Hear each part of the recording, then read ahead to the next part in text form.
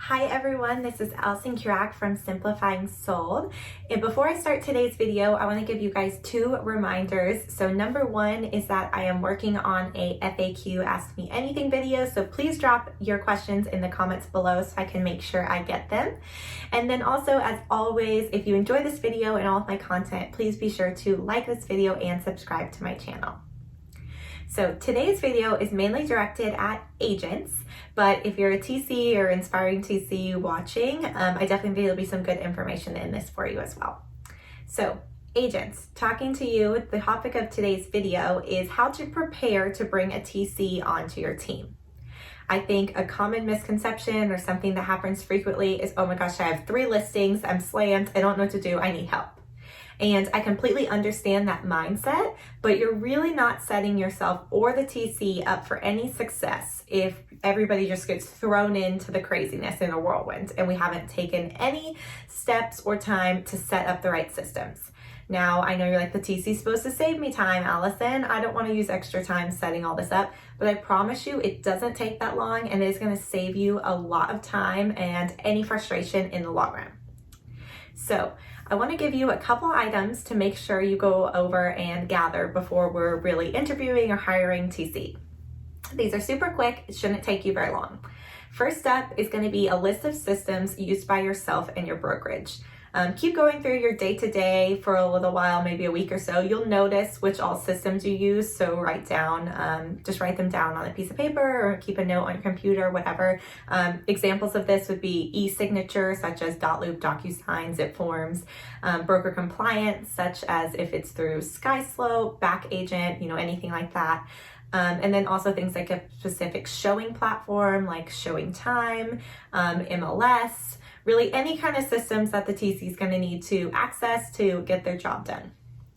And part 2 of that is going to be any logins. So if we need to set up accounts for the TC as, an assistant or whatever, gather any login information they're going to need. I also know that some brokerages for their specific compliance or just in general need the TCs to kind of do a little bit of onboarding with the brokerage, which can take a little while. So you definitely want to know if that's needed so that you can account time for it. So I would check with your brokerage on that. And while you're at it, I would go ahead and download a copy of the current compliance checklist for your brokerage from wherever that is available. Most TCs are going to know, what state and area requirements are required, like disclosures, but every single brokerage is different in terms of what paperwork they require and to what standards and specifications. So it's going to be super helpful to the TC, and she's not, or him or her is not going to be asking you for this information later when you're in the middle of doing something and you're busy. Okay, so those are a few simple things to go ahead and grab. Should not take you very much time, but if you have a little bit more time, I do have another thing I would encourage you to do. So if you're not in a huge rush to hire a TC and maybe you just started a new contract or you have one upcoming, I would encourage you to do the one completely by yourself, one transaction. And while you're doing it, write down every single thing you do, which may sound tedious, but it's going to pay off.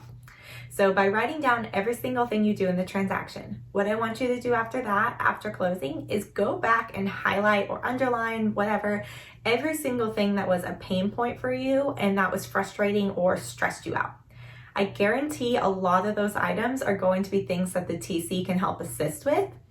And what you can do is take this list to them when you're interviewing or when you're onboarding and say, hey, do you cover these things, or how can you help me with these things? And even if it's not necessarily within their role, maybe how they could help you streamline, or if they have any ideas for streamlining.